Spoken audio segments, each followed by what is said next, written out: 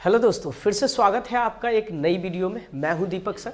अभी हम क्लास 12 के इकोनॉमिक्स के बहुत ही इंपॉर्टेंट और कॉम्प्लिकेटेड चैप्टर को पढ़ने वाले हैं और इस चैप्टर का नाम है अल्पकालीन संतुलन उत्पादन या concept of short run equilibrium output. ये चैप्टर बहुत ही कॉम्प्लिकेटेड है क्योंकि बच्चे को इस तरह के कंसेप्ट ठीक से समझ में नहीं आता, लेकिन इस वीडियो के बाद आपको ये कंसेप्ट बिल्कुल ही क्लियर रहने वाला है और एग्जाम में भी एक भी क्वेश्चन इस चैप्टर से कम नहीं छूटेगा यदि आप पूरा वीडियो देखते हैं तो। आइए शुरू करते हैं इस कहानी को शुरू से। कहानी की शुरुआत होती है 1928 में। आप पूछोगे इसमें कहानी? बिल्कुल कहानी है ये।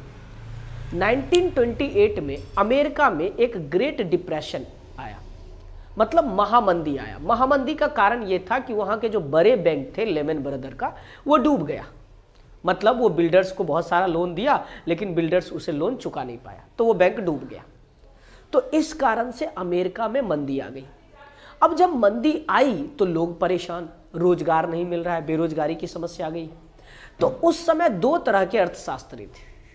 एक जो पहले के अर्थशास्त्री थे जिसको हम क्लासिकल प्रतिष्ठित अर्थशास्त्री कहते हैं। प्रतिष्ठित अर्थशास्त्री जिसे क्लासिकल अर्थशास्त्री इंग्लिश में बोलेंगे, तो वो अर्थशास्त्री का मानना था, और उसमें एक सेज का नाम बहुत ही फेमस है, उनका कहना था कि demand create supply create its own demand, supply create its own demand. अब पूछेंगे supply create its own demand का मतलब कि हम जितना भी वस्तु का सप्लाई करेंगे वो अपना डिमांड मार्केट से खुद बे खुद बना लेगा, इसलिए हमें कुछ करने की जरूरत नहीं है, कोई भी समस्या हो मार्केट खुद बे खुद सुलझा लेता है। ये कंसेप्ट था। लेकिन इसी में दूसरे उनके छात्र का एंट्री हुआ केन्ज का, जिसे केन्जियन अर्थव्यवस्था या केन्जियन अर्थशास्त्र की शुरुआत हुई। केन्ज का विचार यह था कि देखो, in a long time we are a dead, लंबे समय में हम सब तो मर ही जाएंगे। जब लंबे समय में हम सब मर जाएंगे तो इससे अच्छा है कि प्रॉब्लम को जल्दी से जल्दी छुटकारा किया जाए। इसीलिए इस चैप्टर में हमें पढ़ना है अल्पकालीन संतुलन, शॉर्ट रन इक्विलिब्रियम, कि कोई भी समस्या का समाधान समय रहते जल्दी होना चाहिए। ठीक है, तो इसके लिए जो केंद्र थे बहुत परेशान थे कि हमें इस समस्या का जल्दी सुधार करना है, और उसने जो कंसेप्ट दिया उसी कंसेप्ट को इस चैप्टर में हमें पढ़ना है।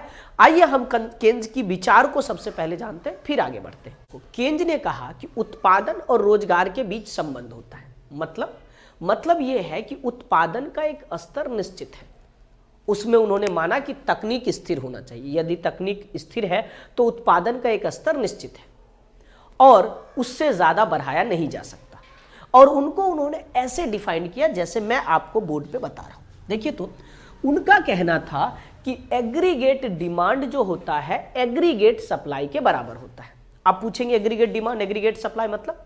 एग्रीगेट डिमांड का मतलब होता है देश के अंदर जितने भी व्यक्ति हैं उनके द्वारा जो भी वस्तु या सेवा का मांग किया जा रहा है वो कहलाएगा एग्रीगेट डिमांड। क्या कहलाएगा? Aggregate demand.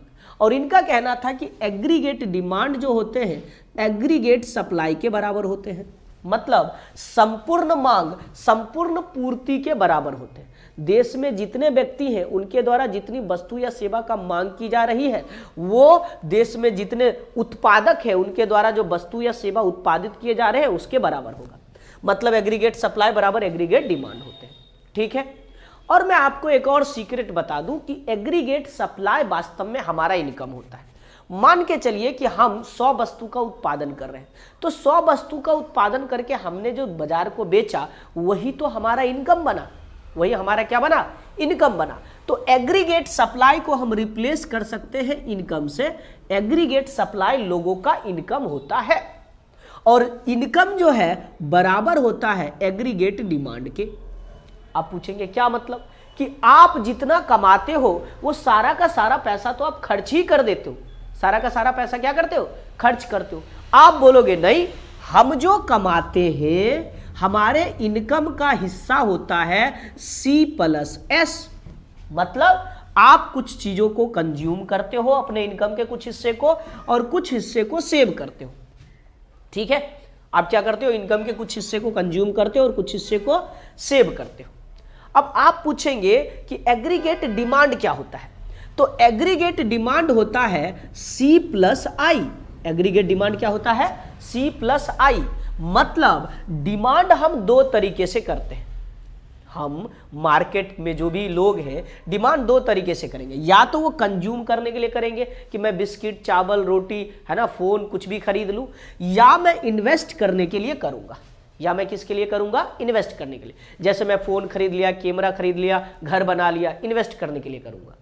तो एग्रीगेट इनकम जो होता है उसका दो हिस्सा कंजम्पशन और सेविंग, और डिमांड का भी दो हिस्सा कंजम्पशन और सेविंग। ठीक है, कंजम्पशन मतलब उपभोग और बचत। यदि देखें C से C कैंसल हो जाएगा तो saving is equal to investment. Saving is equal to investment. ये एक प्रूफ भी है जो कई बार एग्जाम में पूछ देता है कि प्रूफ कीजिए कि सेविंग जो है इन्वेस्टमेंट के बराबर होता है। मतलब ये हुआ कि हमारे द्वारा जितना भी इनकम किया जा रहा है वो हम क्या करते हैं? इन्वेस्ट करते हैं। हमारा जो इनकम है उसका कुछ हिस्सा कंज्यूम करने के बाद जो सेविंग होता है उसे हम क्या कर लेते हैं? इन्वेस्ट कर लेते हैं। आप अपने घर में गौर करेंगे तो आपका पैसा बचा नहीं होगा, माँ बाप कहीं ना कहीं इन्वेस्ट करके खत्म कर ही दिया होगा, है ना, घर बनाने में, बाइक खरीदने में, कुछ भी करने में। ठीक है सर, आगे बढ़े। तो जो हमारा सप्लाई है वो किसके बराबर होता है? इन्वेस्टमेंट के बराबर होता है। अब यहां से एक कंसेप्ट आता है, एक कंसेप्ट आता है जिसे बोलते हैं एक्स अंते, प्रत्याशित बचत और प्रत्याशित निवेश। ठीक है, और इससे पहले भी तो प्रत्याशित बचत और प्रत्याशित निवेश क्या होता है ये पहले समझते हैं। हमारी एक इच्छा होती है कि हम इस साल इतना सेविंग कर पाए। ठीक है, ये हमारी जो इच्छा है कि प्रत्याशित है कि हम इस साल इतना हम बचत करना चाहते हैं, और हमारी इच्छा रहती है कि जब इतना हमें सेविंग हो जाएगा तो इसका इतना हिस्सा हम क्या कर देंगे? इन्वेस्ट कर देंगे। इसी चीज को एक्स अंते, ठीक है, और एक्स अंते सेविंग और एक्स अंते इन्वेस्टमेंट के नाम से जाना गया।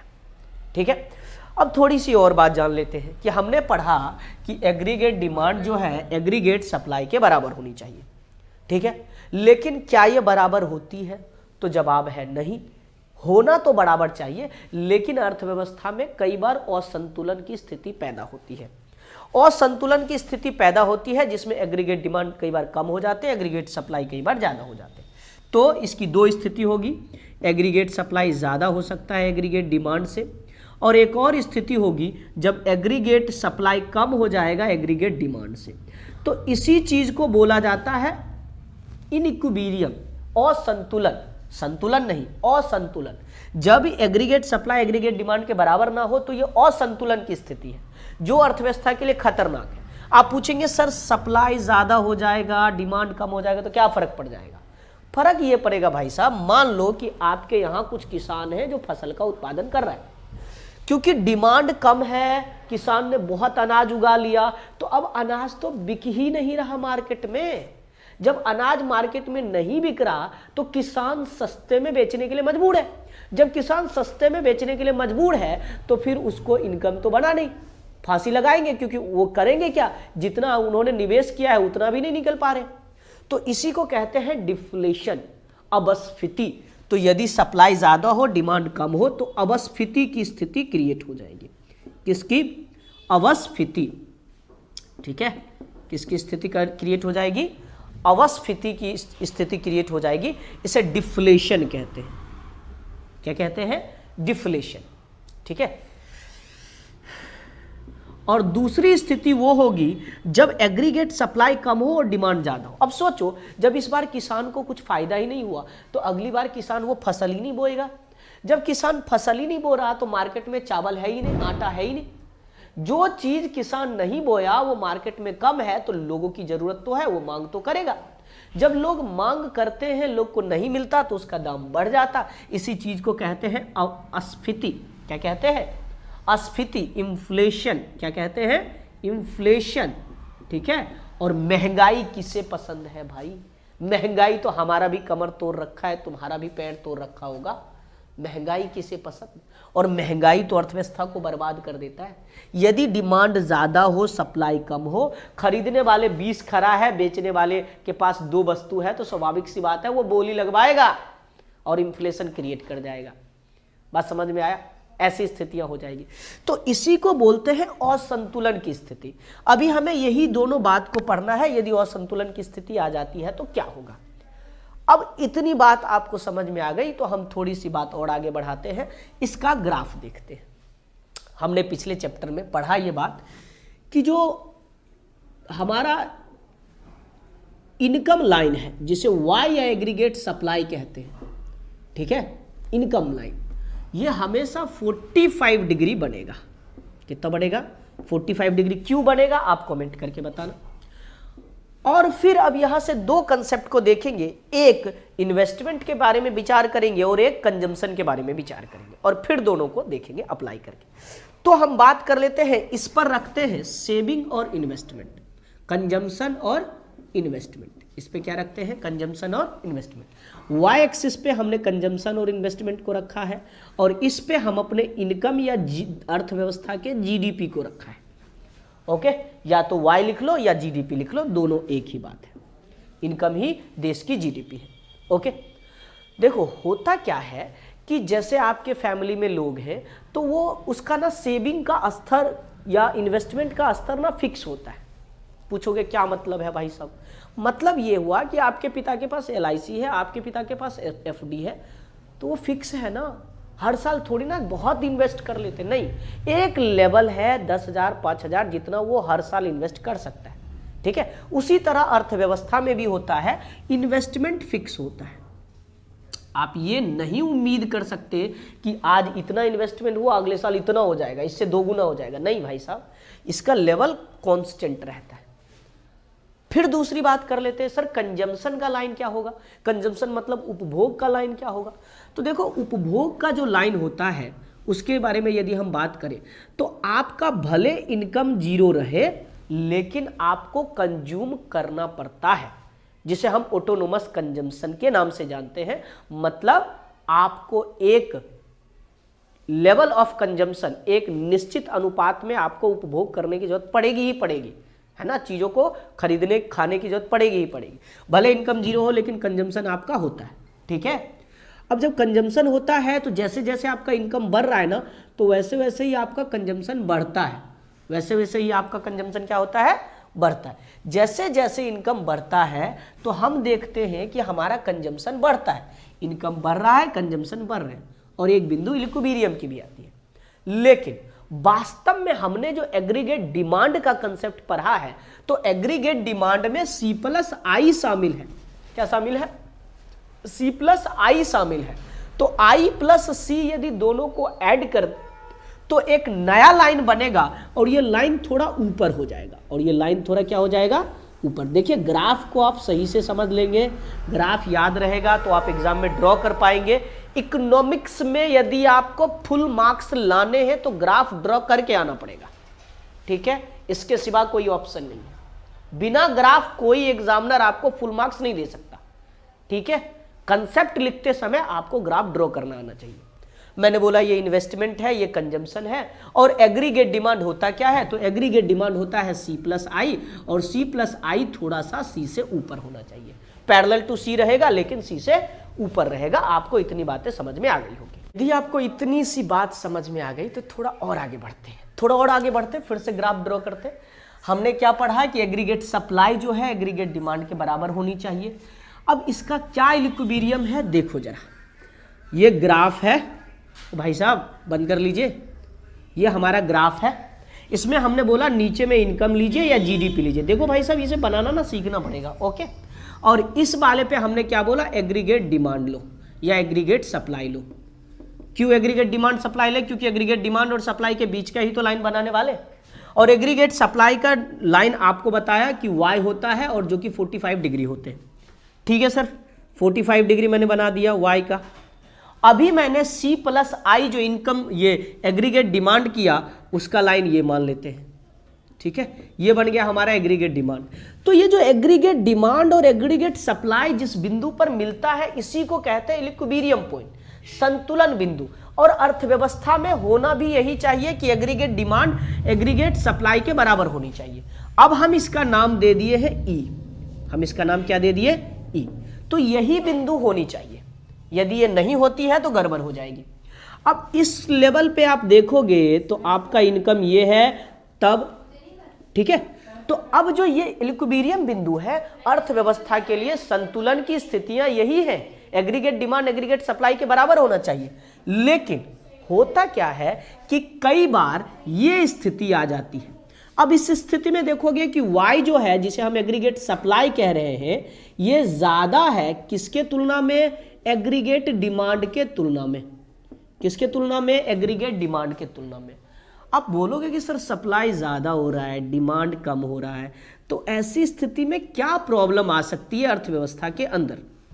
तो मैं आपको बताऊं कि आप बहुत सारे लोग सेल करना चाहते हैं, मार्केट में बहुत वस्तुएं, लेकिन खरीदने वाले लोगों की संख्या बहुत कम है।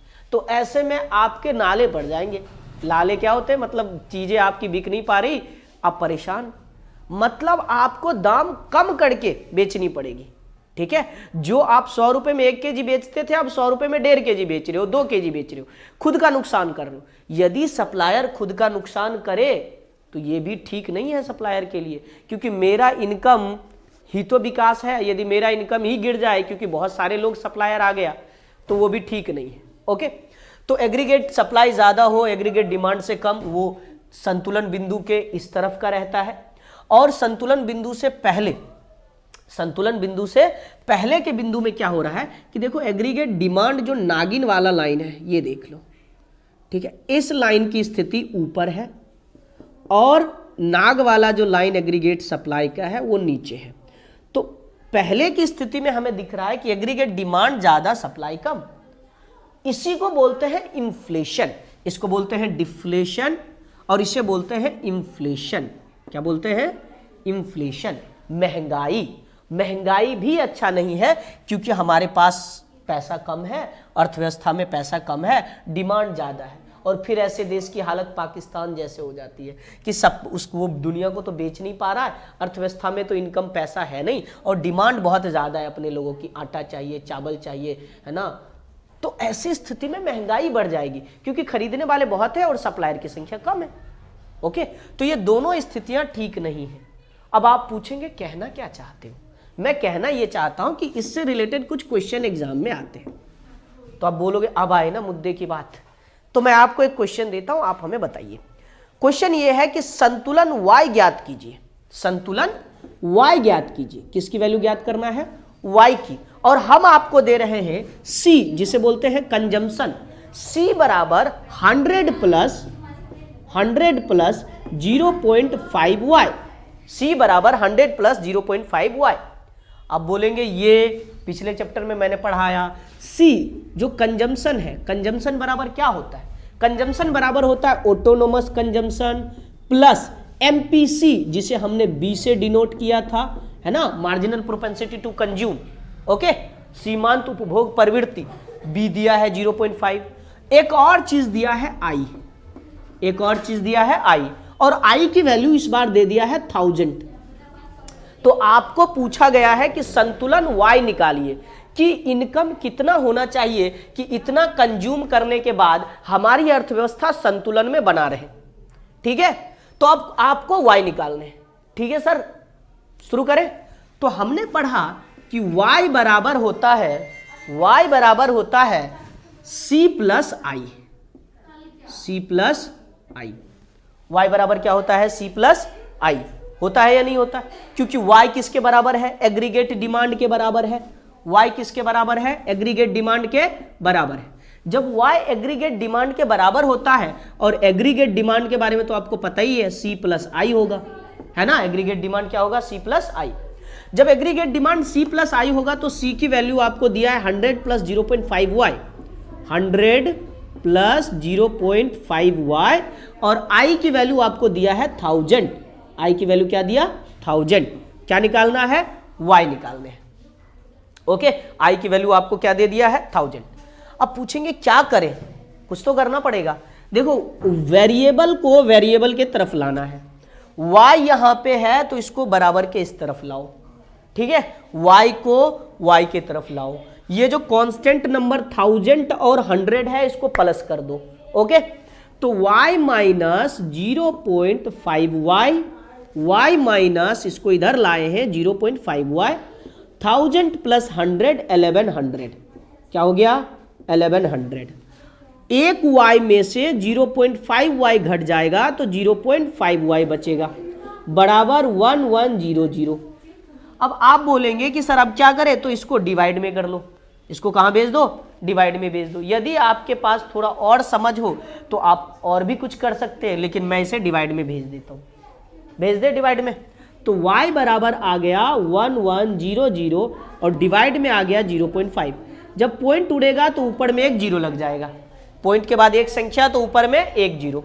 5 से काट लेंगे, 5 से काटेंगे तो 5 दूना 10, ठीक है, फिर 5 दूना 10 और जीरो को एक साथ लगा देंगे। तो इनकम जो है वो हमारा निकल के आया 2200। y की वैल्यू क्या निकल के आया 22। हम लोगों ने पढ़ा कि एग्रीगेट डिमांड जो होते हैं एग्रीगेट सप्लाई के बराबर होते हैं। अब फिर इसी में हमने एक हिस्सा आपको प्रूफ करके बताया था कि जो सेविंग होते हैं वो बराबर होते हैं इन्वेस्टमेंट के। सेविंग किसके बराबर होते हैं, इन्वेस्टमेंट के। यहीं से हमें दो कंसेप्ट पढ़ने हैं, एक का नाम है एस फंक्शन, एस फंक्शन, ठीक है, इसे बोलते हैं बचत फलन, और फिर आई फंक्शन। आई फंक्शन का क्या मतलब है, आई फंक्शन का मतलब है निवेश फलन, ठीक है, क्या मतलब होगा, निवेश फलन, ओके, बचत फलन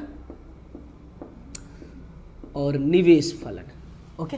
इस दो कंसेप्ट के बारे में समझेंगे। पहले हम इसे एक हैंड डायग्राम से समझ लेते हैं, फिर इससे रिलेटेड क्वेश्चंस को समझेंगे। देखो होता क्या है कि स्थितियां दो बन सकती है। पहले हम ग्राफ बना लेते हैं। देखो तो ये हमारा एक ग्राफ है, ओके। इस ग्राफ में आप गौर करो तो मैंने आपको बताया था कि जो हमारा सेविंग होते हैं और जो हमारा इन्वेस्टमेंट होते हैं, इन्वेस्टमेंट तो कांस्टेंट है, इन्वेस्टमेंट हमारा क्या है, कांस्टेंट। इन्वेस्टमेंट अर्थव्यवस्था में निश्चित होते हैं, ओके। अब इस एक्स हॉरिजॉन्टल एक्सिस पे हम क्या ले रहे हैं, सेविंग और इन्वेस्टमेंट ले रहे हैं, और इस एक्सिस पे क्या ले रहे हैं, इनकम ले रहे हैं या जीडीपी ले रहे हैं, इनकम ले रहे हैं या जीडीपी ले रहे हैं। तो इस हिसाब से अर्थव्यवस्था में आई का लेवल हॉरिजॉन्टल होगा, निश्चित होगा, इसमें कोई बदलाव नहीं आएगी। तो वो पूछेंगे सर एस का ग्राफ क्या होगा, तो एस का ग्राफ कुछ ऐसा होगा। ये हमारा सेविंग फंक्शन का ग्राफ है। आप पूछेंगे सेविंग फंक्शन का ग्राफ क्या नेगेटिव भी हो सकता है, बिल्कुल हाँ, नेगेटिव भी हो सकता है। सेविंग फंक्शन का ग्राफ नेगेटिव भी हो सकता है। कैसे भाई साहब, कैसे हो सकता है नेगेटिव? नेगेटिव ऐसे हो सकता है कि मान लो लॉकडाउन लगे, आपका इनकम तो है नहीं, आपने जो पहले कमा के रखा उसी में से खर्च कर रहे हो, तो जो आपका सेविंग है वो कम हो रहा है, आपके बजट जो बैंक बैलेंस था वो कम हो रहा है। वैसे ही अर्थव्यवस्था में सेविंग कम भी हो सकते हैं और एक समय आने के बाद इनकम के बराबर हो जाएंगे सेविंग, और एक समय आने के बाद सेविंग बराबर होंगे इन्वेस्टमेंट के। संतुलन बिंदु यही कहता है कि सेविंग बराबर होना चाहिए इन्वेस्टमेंट के। सेविंग क्या होना चाहिए, बराबर होना चाहिए इन्वेस्टमेंट। लेकिन उसके बाद की स्थिति ऐसी होगी कि सेविंग ज्यादा होगी और इन्वेस्टमेंट कम होगा। अब दो स्थिति को पढ़ेंगे, एक तब जब सेविंग ज्यादा है, सेविंग कब है। देखो तो ये दागिन वाला लाइन मैंने सेविंग वाला बनाया है, विजुअल हो आपके लिए। ये सेविंग है, सेविंग कब है और इन्वेस्टमेंट ज्यादा है, ठीक है। तो सेविंग कब है, इन्वेस्टमेंट ज्यादा है, ये स्थिति का क्या मतलब है, सेविंग ज्यादा है इन्वेस्टमेंट कब है, क्या मतलब है। देखो सेविंग आपका कब हो सकता है, सेविंग आपका तभी कम होगा जब आप कंज्यूम ज्यादा करते होंगे, क्योंकि एग्रीगेट डिमांड की दो स्थिति सी प्लस आई, ठीक है। यदि आप कंज्यूम ज्यादा कर रहे हो तो सेविंग कम करोगे, स्वाभाविक सी बात है। यदि आपका इनकम कम हो गया लेकिन आप सेविंग कंज्यूम करते ही जा रहे हो तो वो सेविंग में से ही खाएगा, है ना। तो इन्वेस्टमेंट तो हो नहीं रहा लेकिन सेविंग कम हो रहे। तो इसका मतलब ये हुआ सेविंग कम होने का इन्वेस्टमेंट से कि आप कंज्यूम वस्तु को ज्यादा कर रहे हो, ओके। दूसरी स्थिति ये होगी, ठीक है, जहां पे सेविंग जो है बराबर हो जाएंगे इन्वेस्टमेंट के, ठीक है। इसे कहते हैं ब्रेक इवन पॉइंट, ठीक है, ब्रेक इवन पॉइंट का ये मतलब है कि इसके बाद की स्थिति, इसके बाद की स्थिति दोनों अलग अलग है। तो एक तो ऐसा बिंदु आएगा जिसमें सेविंग बराबर इन्वेस्टमेंट होगी, उसके बाद स्थिति ऐसी आएगी कि सेविंग ज्यादा इन्वेस्टमेंट कब। बोलेंगे सर सेविंग ज्यादा इन्वेस्टमेंट कब, आपने तो बराबर बराबर बोला। ऐसा भी हो सकता है अर्थव्यवस्था में जब सेविंग करने की प्रवृत्ति ज्यादा आ जाए। इंडियन इकोनॉमी की यही हाल है, सेविंग करने की प्रवृत्ति ज्यादा और इन्वेस्टमेंट करने की प्रवृत्ति कम है। इस कारण से हमारी अर्थव्यवस्था तेजी से आगे नहीं बढ़ रहा।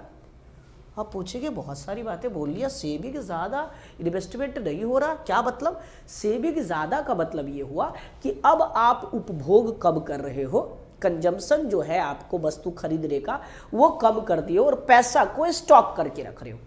ऐसी स्थिति में इन्वेस्टमेंट कम हो जाएंगे और सेविंग ज़्यादा। जब आप खरीद नहीं रहे हो, आप सोच रहे हो मेरा बेटा बड़ा होगा, उसके लिए मैं एकदम बचा के रख रहा हूँ थैले में पैसा, तो ये स्थिति सेविंग ज़्यादा इन्वेस्टमेंट कम की है।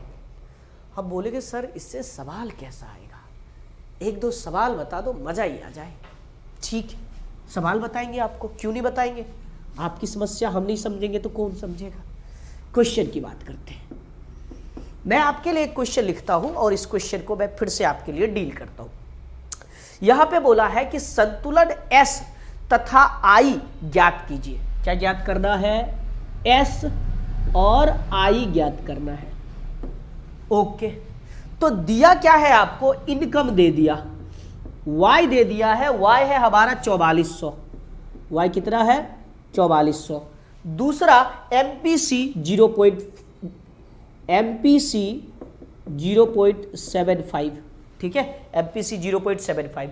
ऑटोनोमस कंजम्पशन जिसे C डैश कहते हैं वो हमारा है 100 का 100। ओके भाई साहब, दे दिया। अब आप बोलेंगे कि सर कैसे लगाए, इसे कैसे बनाए हम। बोलेंगे कि सेविंग फंक्शन और इन्वेस्टमेंट फंक्शन से क्वेश्चन कैसे आ सकते हैं। आप मुझे क्वेश्चन समझा के बताओ। देखो तो सेविंग बराबर इन्वेस्टमेंट होता है और सेविंग का इन्वेस्टमेंट के बीच संबंध होता है। तो हम आपके लिए क्वेश्चन बनाए हैं कि Y जो है 4400 है, ठीक है, MPC 0.75 है, कंजम्पशन ऑटोनोमस कंजम्पशन हमारा 100 है, ठीक है। ये स्थिति है अर्थव्यवस्था में। तो आपको बोला कि S और I का वो कौन सा संतुलन बिंदु होगा जिसपे ये सारे इनकम आ जाएंगे, ये सारी चीजें स्थितियां बन जाएंगी। तो सबसे पहले हम समझते हैं कि Y बराबर होता क्या है। तो Y बराबर होता है C प्लस I। अब देखो हमें जो दिया है वो MPC दिया, C डैश दिया और इनकम दिया, तो हमें सबसे पहले C निकाल लेना होगा। यदि C निकाल लेंगे और इनकम रहेगा तो I निकाल लेंगे। तो हमारा सबसे पहला उद्देश्य होना चाहिए कि C को फाइंड करते हैं। चलो C फाइंड करते हैं, ठीक है। तो C बराबर होता है C dash plus MPC into income. अब देखो C डैश हमारा जो हमारा C है वो निकालना है। C डैश हमारा 100 दे रखा है, MPC 0.75 दिया है, 0.75, इनकम जो है हमारा 4400 दिया है। ओके सर, पॉइंट उड़ा दे, पॉइंट उड़ा 1100। बोलेंगे 25 के टेबल से काट लीजिए, 25 चौके 100 और 25 दिया 75, 25 दिया 75 और 25 चौके 100। अब 4 के टेबल से 4400 काट लीजिए, 4 एकम 4, 4 एकम 4 और 0 0 चिपका दीजिए।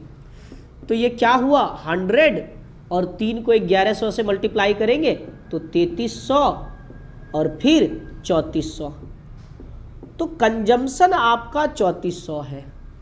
यदि कंजम्पशन को हम यहाँ रख दें तो हमारा इन्वेस्टमेंट निकल जाएगा, क्योंकि Y की वैल्यू आपको दिया 4400। ओके भाई साहब, Y की वैल्यू 4400 रख दिए, C की वैल्यू निकाल के लाए हैं 3400, I निकालना है तो 3400 को इधर भेज लो।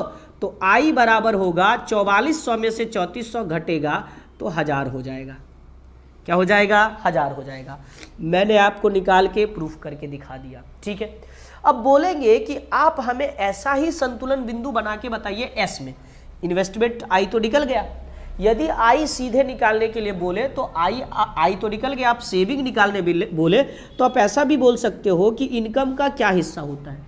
इनकम में हम दो ही काम करते हैं, या तो C होता है या प्लस S होता है, या तो कंज्यूम कर जाएंगे या कुछ सेव कर जाएंगे, ठीक है। तो इससे भी निकाल सकते हैं, या नहीं तो सेविंग निकालने का एक दूसरा तरीका है, आप वो देखिए।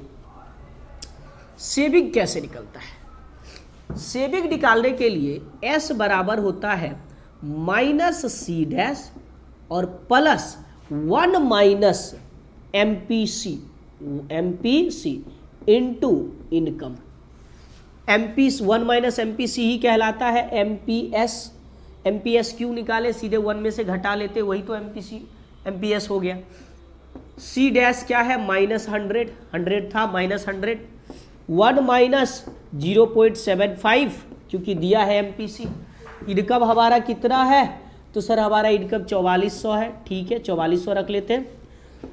ये हमारा माइनस 100 और ये घट के क्या आ जाएगा 0.25 मल्टीप्लाई 4400, पॉइंट उड़ा 100, 25 से काटे 25 से कब 25, 25 चौके 100, अब 4 से काट लेंगे 4400 के तो 1100 1100 आ गया, ठीक है। माइनस 100 और 1100, यदि 1100 में से 100 घट जाएगा तो बचेगा कितना 1000। तो हमने क्या देखा, हमने देखा और पाया कि सेविंग जो है वो बराबर है इन्वेस्टमेंट के, है ना। इस स्थिति पर आपको संतुलन बिंदु सेविंग और इन्वेस्टमेंट का फाइंड करना था, तो हमने फाइंड कर लिया इन्वेस्टमेंट 100,000 और सेविंग भी 1000।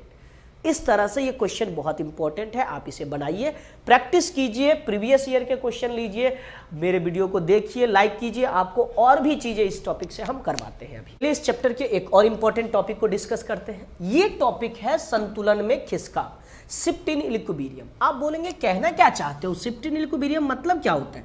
शिफ्ट इन इक्विलिब्रियम का मतलब ये हुआ भाई साहब कि आपने पढ़ा कि ये हमारा एग्रीगेट डिमांड है 45 डिग्री से, ओके मैंने माना, और फिर ये नीचे में हम इनकम या जीडीपी रखे हुए हैं, ठीक है, ऊपर में हम क्या लिख रहे हैं एग्रीगेट डिमांड या एग्रीगेट सप्लाई, तो वाई हमारा एग्रीगेट सप्लाई है। दूसरी बात है आपने एग्रीगेट डिमांड का भी लाइन बनाया, ठीक है मैं भी बना देता हूं, एग्रीगेट डिमांड बराबर होता है C प्लस आई।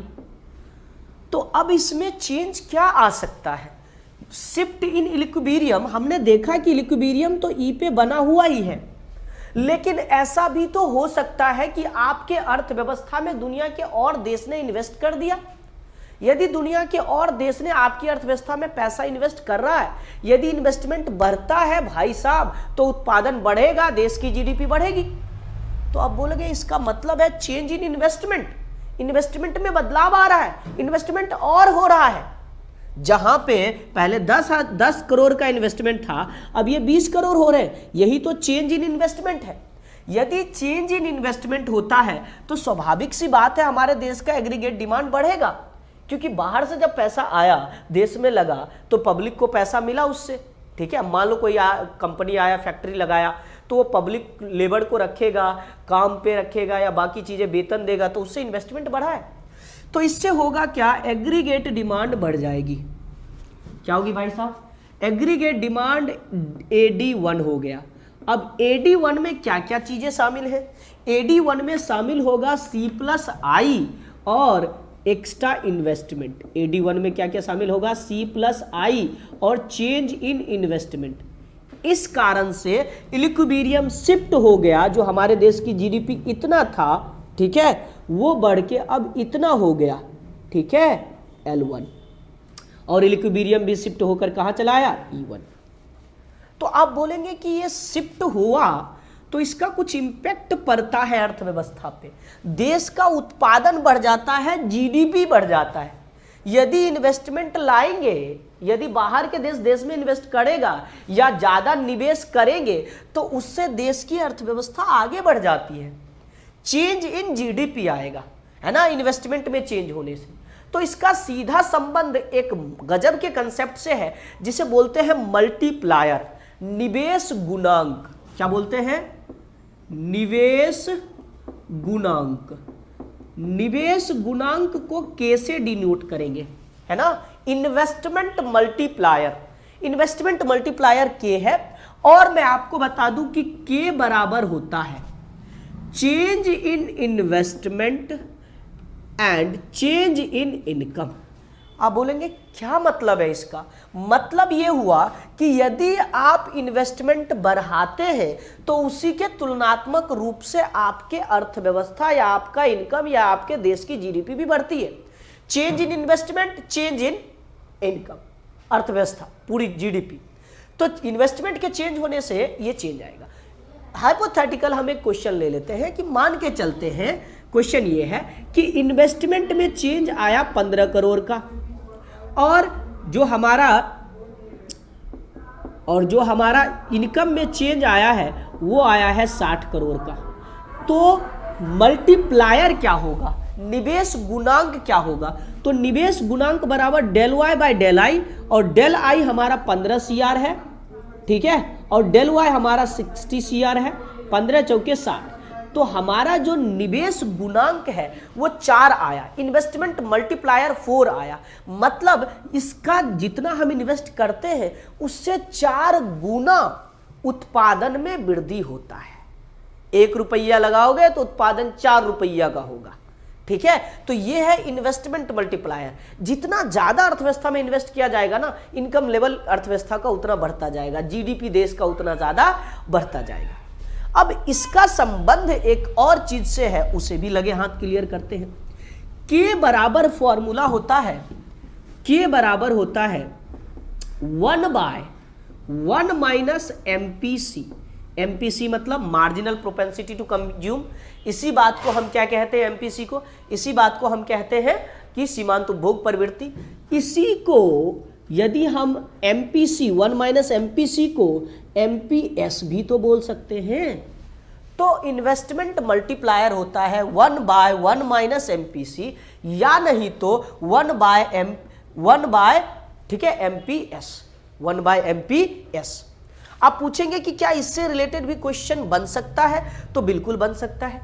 जैसे कि पीछे के क्वेश्चन में हमने लिया था कि मान के चलते हैं 2 बार हमारा मार्जिनल प्रोपेंसिटी टू कंज्यूम जो है, मार्जिनल प्रोपेंसिटी टू कंज्यूम जो है, एक बार MPC हमारा है 0.5, एक बार MPC जो हमारा है ये है 0.75। तो क्या चेंज आएगा? पहले जब K1 की स्थिति देखेंगे तो 1/MPC 0.5, 1 माइनस 0.5, और ये आगे हो जाएगा 0.5, और 0.5 1 में से जब 0.5 घटेगा तो क्या आ जाएगा 0.5, पॉइंट उड़ेगा तो ऊपर में 0, 5 दूना 10, तो K की वैल्यू क्या आ गया 2। यदि हम MPC की वैल्यू बढ़ा दें, डिनोमिनेटर में जो मार्जिनल प्रोपेंसिटी टू कंज्यूम है इसकी वैल्यू बढ़ा दे तो क्या हो रहा है, 0.75 कर दे तो 1 माइनस 0.75, इससे हुआ क्या, एक में से 0.75 घटा तो 0.25, पॉइंट उड़ाएंगे ऊपर में 2 0, 25 चौके 100। अब जो हमारा इन्वेस्टमेंट मल्टीप्लायर है वो 4 है। इसका मतलब ये है कि यदि MPC बढ़ता है, मार्जिनल प्रोपेंसिटी टू कंज्यूम बढ़ता है, तो हमारा निवेश गुणांक में भी वृद्धि होगा। MPC बढ़ता है तो मार्जिनल, तो हमारा निवेश गुणांक में भी लगे हाथ। हम इससे कुछ इंपॉर्टेंट क्वेश्चंस को कर लेते हैं। सबसे पहले क्वेश्चन मैं आपके लिए ले रहा हूं, बुक में है। क्वेश्चन ये है कि एक अर्थव्यवस्था में सरकार ने कुछ अतिरिक्त निवेश किया, सरकार ने एक अर्थव्यवस्था में कुछ अतिरिक्त निवेश किया, कितना निवेश किया मुझे नहीं मालूम। दूसरी बात कहा गया कि इसका मूल्य ज्ञात कीजिए, मतलब आय ज्ञात कीजिए। MPC आपको दे रहे हैं, MPC दे रहे हैं 0.5, ओके, धन्यवाद। इनकम में वृद्धि हमको चेंज चाहिए, इनकम में कितना वृद्धि चाहिए इतने निवेश के बाद, तो 1000 की वृद्धि चाहिए। इनकम में कितने की वृद्धि चाहिए, 1000 की वृद्धि चाहिए, ठीक है। तो अब हमें जब आई निकालना है तो हमने सोचा कि K बराबर होता है डेल वाई बटे डेल आई, ठीक है। दूसरी बात हमने सोचा कि K बराबर होता है 1/1 माइनस MPC। हम देख रहे हैं कि डेल वाई है, आई नहीं है, K नहीं है, तो जब दो चीज ना हो तो मिलना मुश्किल। यहां पे आए तो K की वैल्यू निकालने हैं, 1 तो है ही, MPC दिया गया है, तो पहले K निकाल के इसमें पुट कर लेंगे तो I की वैल्यू निकल जाएगा, सिंपल, ओके। तो 1/1 माइनस MPC 0.5, ठीक है, और 1/0.5, पॉइंट उड़ेगा ऊपर में 0 आ जाएगा, 5 दूना 10, के की वैल्यू आ गया 2। जब के की वैल्यू 2 आ गया तो आई की वैल्यू निकालने हैं तो 2 रख देते हैं के जगह पर, और चेंज इन इनकम हमको चाहिए 1000 का अर्थव्यवस्था में, तो डेल आई निकल जाएगा। इस आई को यहाँ शिफ्ट करो, 2 को नीचे भेज दो, ठीक है, इसको यहाँ शिफ्ट करो, 2 को यहाँ भेज दो, तो डेल आई बराबर होगा, या ऐसे 1 डाल देंगे, इसको इधर से गुना कर भी सकते हैं। इसको यहाँ भेजे, 2 को नीचे लेके आए, 1000/2 और कट के आ गया 500। तो डेल आई इन्वेस्टमेंट कितना करना है हमको, 500 का करना है। ओके, समझ में आ गया। अब एक और क्वेश्चन लेते हैं, बड़ा अच्छा क्वेश्चन है, इसके बारे में भी समझते हैं। कह रहा है कि एमपीसी ज्ञात कीजिए जब निवेश गुणांक 1 हो। क्वेश्चन क्या कहा, एमपीसी फाइंड कीजिए जब के की वैल्यू 1 हो। के की वैल्यू क्या हो, 1 हो, ये गिवन है।